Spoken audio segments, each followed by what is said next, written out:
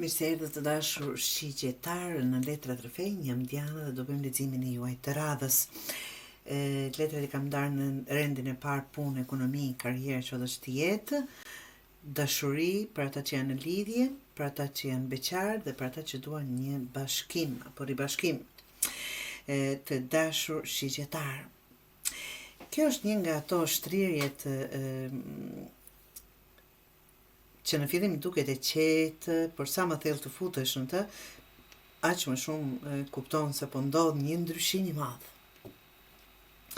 Jo domosdoshmërisht një ndryshim që të bie në kokë si rufeja, por një ndryshim që fillon brenda teje dhe më pas ndryshon gjithçka rreth teje. Duket sikur kohët e fundit ke qenë në një periudhë ku ke luftuar shumë për disa gjëra, të dashur shqiptar. Ke shtyrë përpara plane, ke mbajtur përgjegjësi dhe ndonjëherë ke pasur ndjesinë sikur po jep më shumë energji se sa po merr mbrapsht. Por këto letra tregojnë se po afrohesh tek një pikë ku duhet të ndalosh së luftuari me kokë murit dhe të fillosh të shohësh rrugë të reja.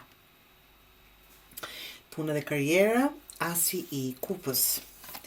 Gjithçka fillon me këtë as të kupës, të dashur, gjithçka me të. Kjo është interesante sepse zakonisht njerëzit e lidhin këtë letër vetëm me dashurinë, apo ata që lexojnë shumë të rasteve. Për këto ajo ndodhet në fushën e punës dhe ekonomisë. Kjo më tregon se shumë prej jush nuk po kërkojnë vetëm para, kërkojnë dhe kënaqësinë. Po kërkojnë një punë që i bën të ndihen mirë, një projekt që ju motivon ose një drejtim që ju jep më shumë kuptim se sa vetëm paratë.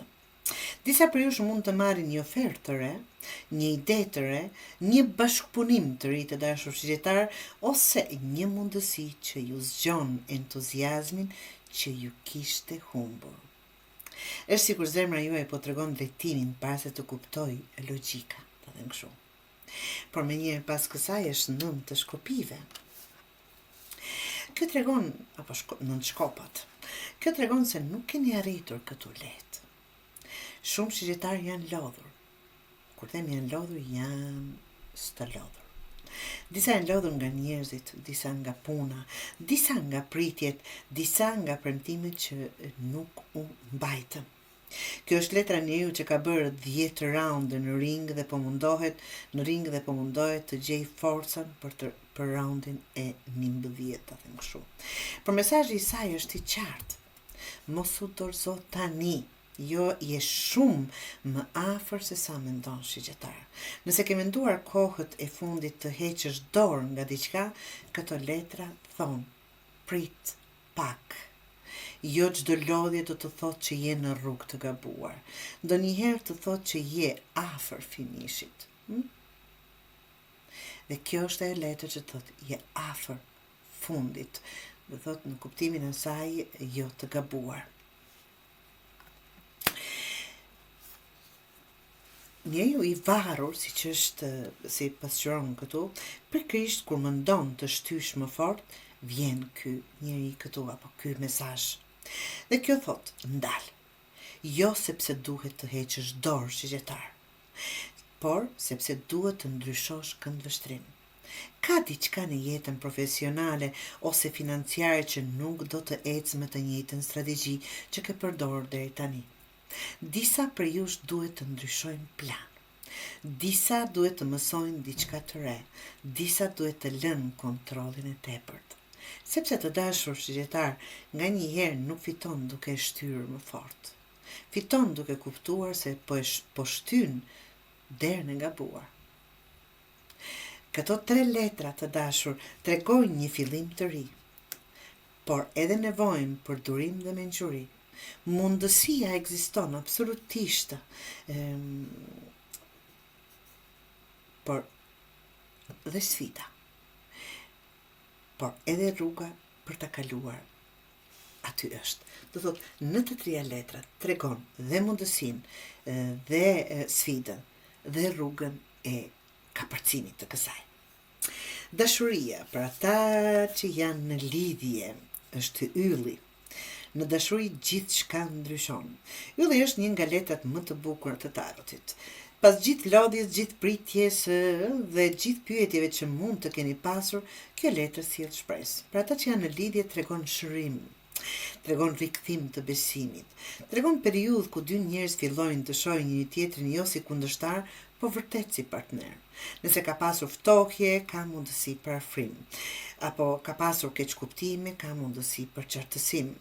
Kjo është një nga ato letra që thot, mos e humb besimin ende, nga që nuk duhet humbur, diçka po rregullohet mes lidhjes suaj, çfarë do që të keni patur në mes. Për beqarët e dashur, për beqarët del kalorësi i shkopive. Dhe këto energjia ndryshon me njëherë.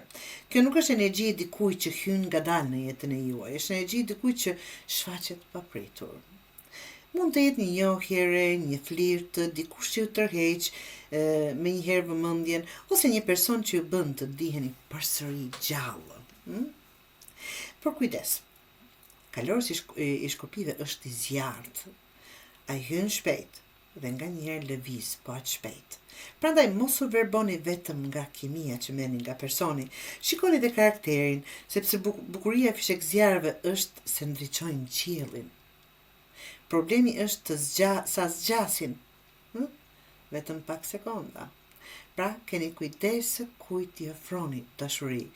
Për beqarët, nëse dëshironi ta ngadalsoni, duhet ta ngadalsoni që në fillimet e tij, apo kësaj lidhje që ta merr ky person seriozisht se çfarë kërkoni në jetë. Jo pra, fishek zjarët që zgjasin disa për pak sekondat edhe më shumë. 2 të kupës, për ata që mendojnë për i bashkim, del kjo letër dhe vetë letra tregon shumë. Kjo është letra më e fortë që mund të dalë në këtë pozicion. Kjo letër flet për 2 njerëz që takohen në mes. Në mes pra. Jo një që jep gjithçka e tjetri asgjë. Por 2 njerëz që vendosin të ndërtojnë urën nga të dy anët. Për shumë, kjo letër do të thotë pajtim, absolutisht, bisedë të rëndësishme, rikthim komunikimi ose mundësinë reale për një kapitull të ri. Kur them për një kapitull të ri mes ju dyve, për ata që duan bashkim apo ribashkim. Sepse dhe letra më e bukur mund të shpëtoj nuk mund të shpëtoj një historik ku punon vetëm një person. Të dashur shigjetar, mesazhi përfundimtar, ta them nga gjithë leximi juaj, kjo shtrihje flet për dikë që është lodhur duke luftuar, por nuk ka humbur ende besimin. Në punë dhe ekonomi po hapet një derë re, por nuk do të hapet, nuk dëshiron, apo mos e bëni me forcë. Do të hapet me durim, me zgjuarsi dhe me një mënyrë të re të menduarit.